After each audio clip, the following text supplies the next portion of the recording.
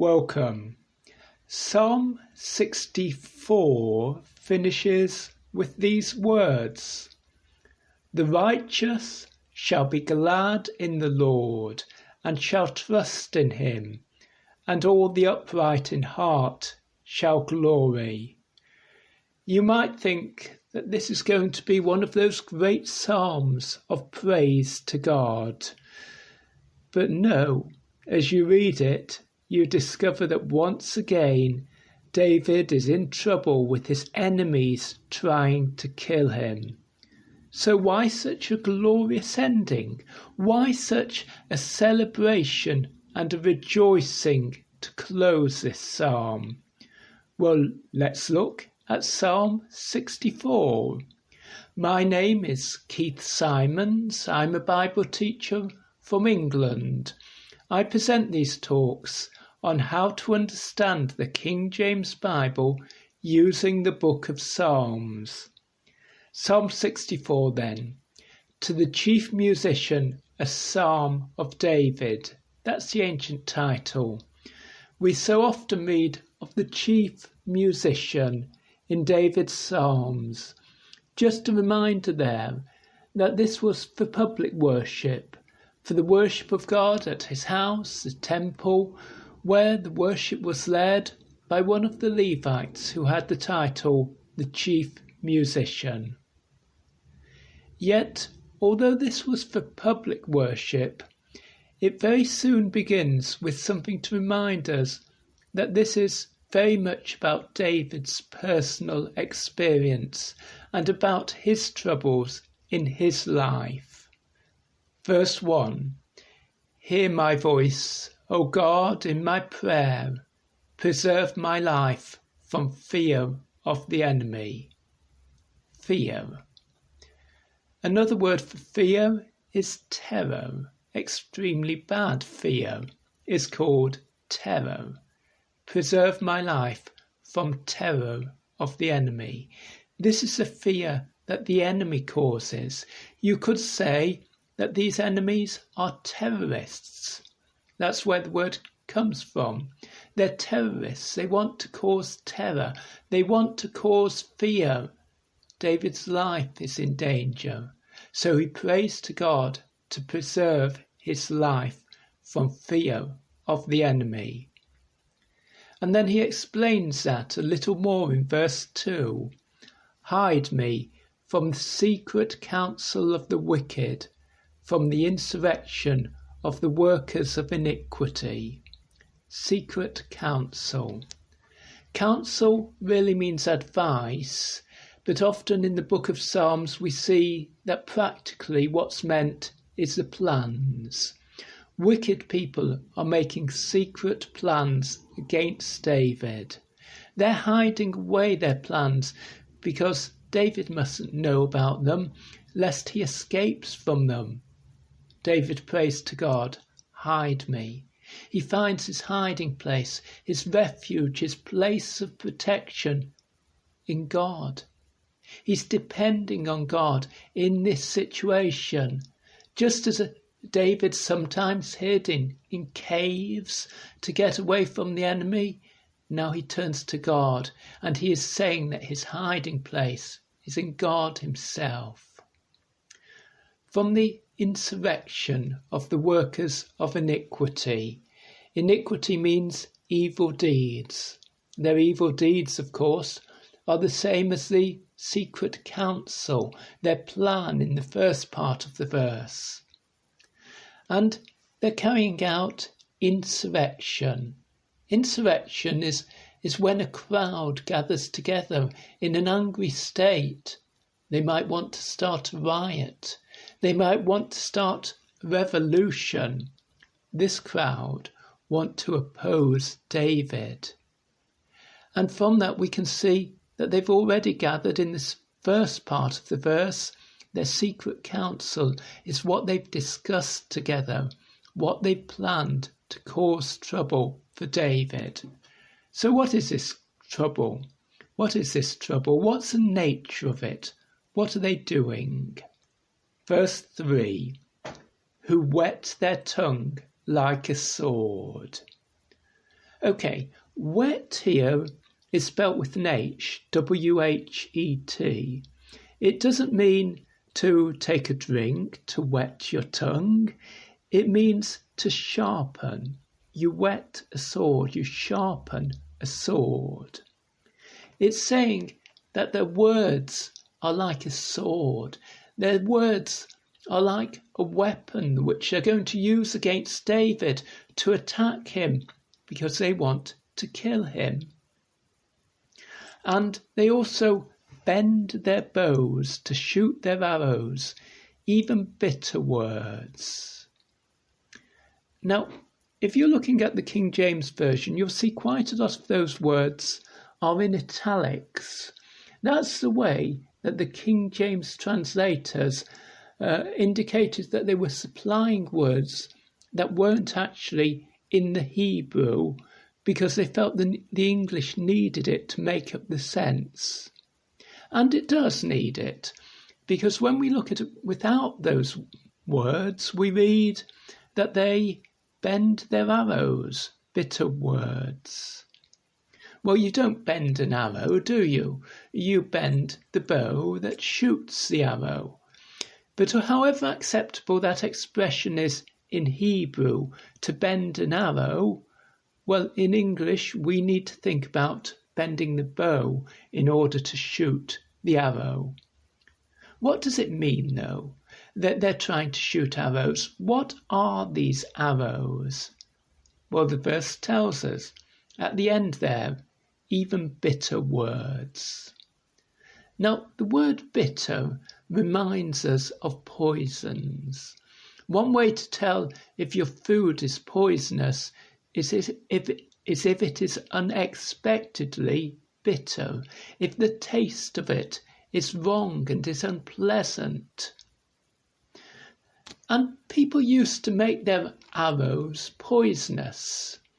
They used to dip the heads of arrows in poison, the reasoning being that they didn't always shoot very well, so they might just injure someone they were trying to kill, but maybe the poison on the tip of the arrow would then deal a second blow, as it were, and the poison would poison the person even though they would have survived from the injury of the arrow.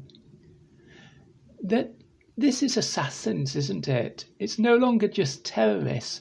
It's people trying to assassinate David. They're getting their swords ready. They're getting their arrows ready. They're making their arrows poisonous. But what does all this mean? It's bitter words. That's why we've got the reference to the tongue in the first part of the verse. Their tongue is sharp. They're using it to make plans that hurt and that kill. Their words are bitter. Their words are poisonous. Their words are designed to cause David's death. How terrible. What are they trying to do? Verse 4, that they may shoot in secret at the perfect. Suddenly do they shoot at him and fear not. They shoot. Of course, there weren't guns in Bible days. What they're shooting is arrows. But the meaning is much the same as when one shoots a gun today. You shoot an arrow at someone who is perfect. That word perfect could have two possible meanings. It could mean someone who is healthy and well. Their body is in a good state, a perfect state. And we think of a young man, maybe in his early 20s, full of health, strength and vitality. And suddenly a single arrow strikes him and he is dead. How terrible the power of this attack from the enemy, that suddenly they shoot at him and they fear not. This is what David's enemies want to do. In a moment, they can destroy his life. In a moment, they can bring to an end David's rule if he's king at this stage. In a moment, they can do such terrible things. But I said that the word perfect had two meanings. It doesn't just mean a perfect body, it can mean morally perfect. The person who is in right relationship with God. They shoot at him. Remember, they're shooting not with physical arrows, but with words, with evil plans, with evil schemes. You don't destroy someone's relationship with God with an arrow, but you can destroy him with words. If you tempt him to something wrong, if you take away from him his relationship with God, ruining it by tempting him into wrong and evil deeds. Just as suddenly as that arrow strikes that healthy young man, so suddenly can evil words of temptation strike against a man who seems to be in right relationship with God, a person who seems to love God.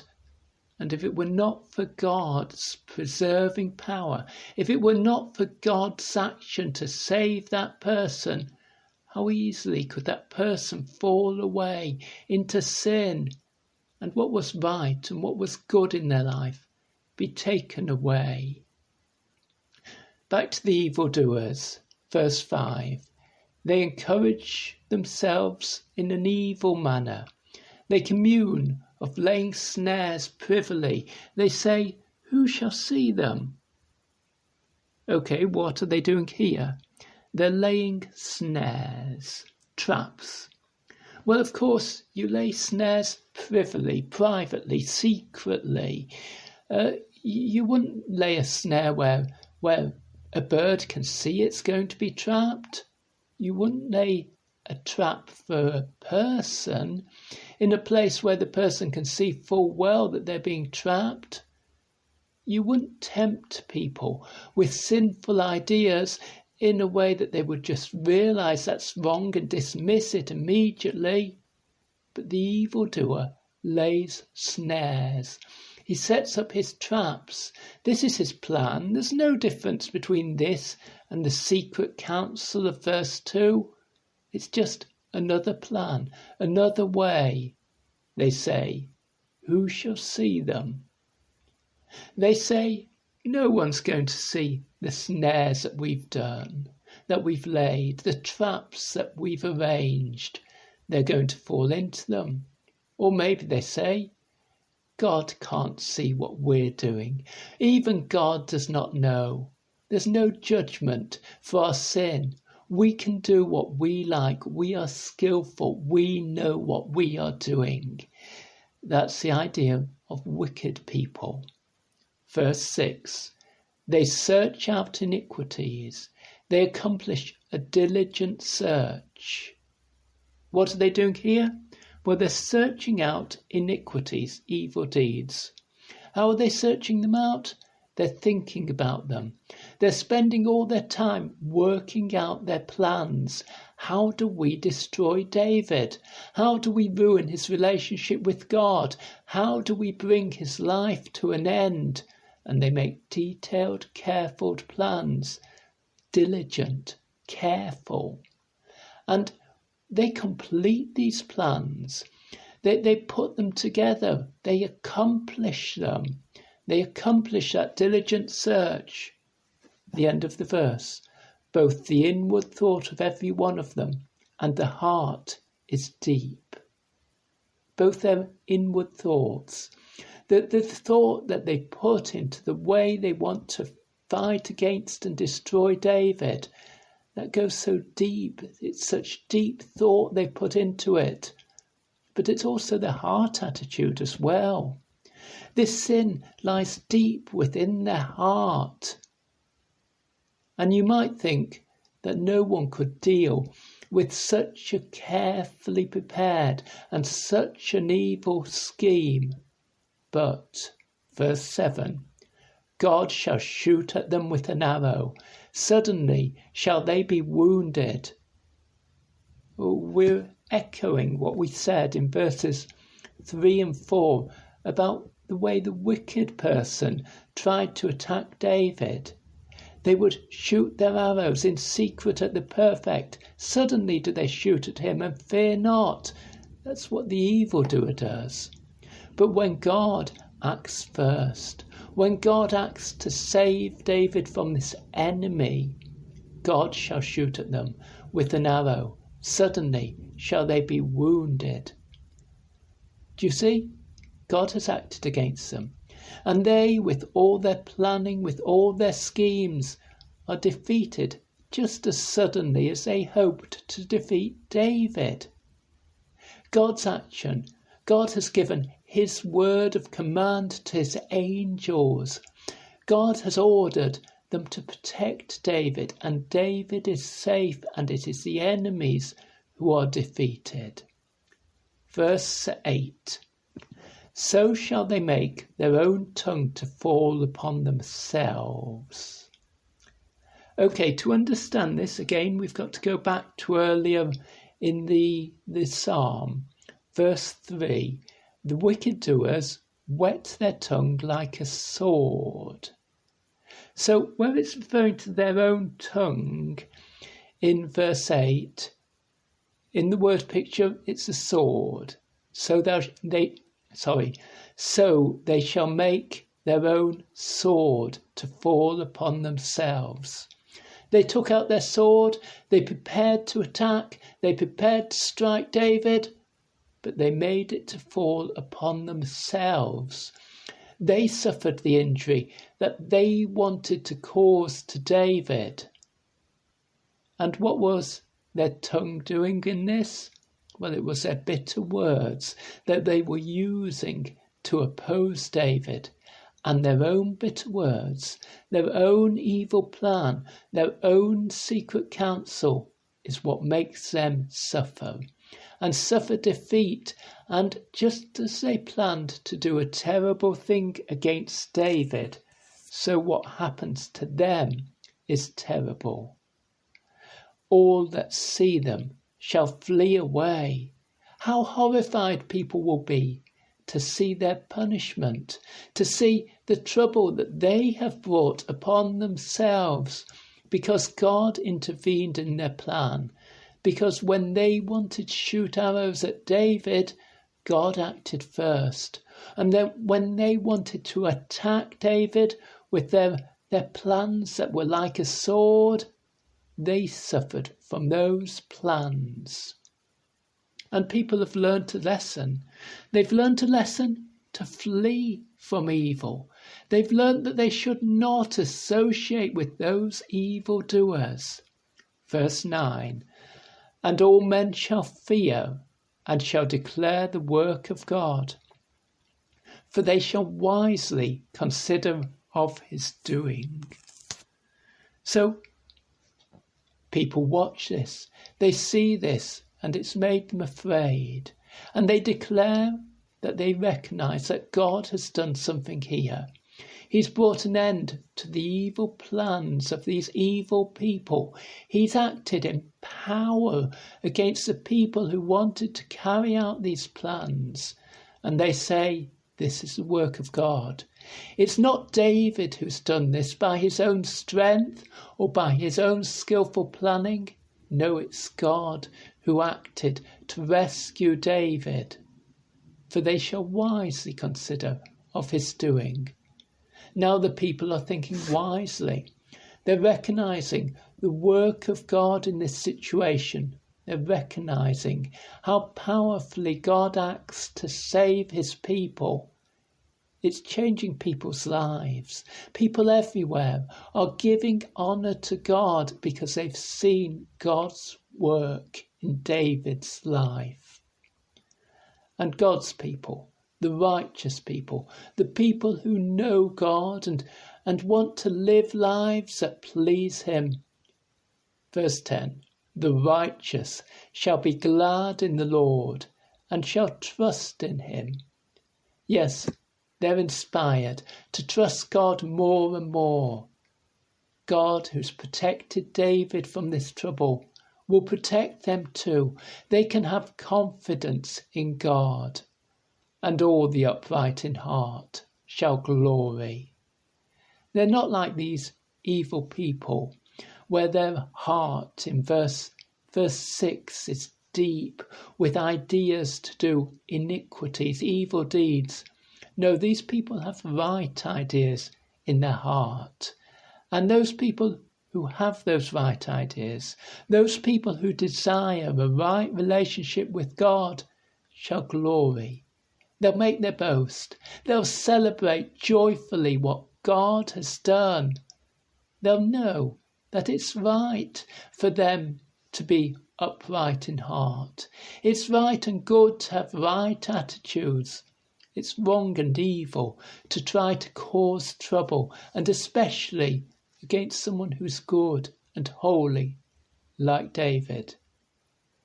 So in the end of the psalm, these upright people, they're boasting in their God, that they're celebrating how good God is. Please write to me. My email address is 333kjv@gmail.com.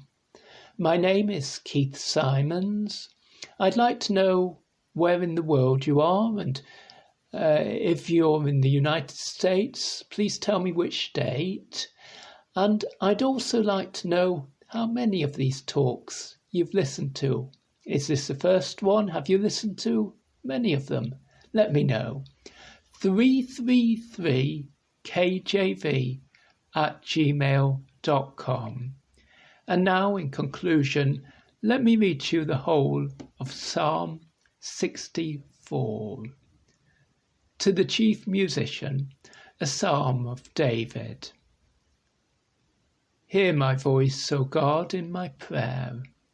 Preserve my life from fear of the enemy. Hide me from the secret counsel of the wicked, from the insurrection of the workers of iniquity, who whet their tongue like a sword, and bend their bows to shoot their arrows, even bitter words, that they may shoot in secret at the perfect. Suddenly do they shoot at him, and fear not. They encourage themselves in an evil matter. They commune of laying snares privily. They say, who shall see them? They search out iniquities. They accomplish a diligent search, both the inward thought of every one of them, and the heart is deep. But God shall shoot at them with an arrow. Suddenly shall they be wounded. So they shall make their own tongue to fall upon themselves. All that see them shall flee away, and all men shall fear, and shall declare the work of God, for they shall wisely consider of his doing. The righteous shall be glad in the Lord, and shall trust in him, and all the upright in heart shall glory.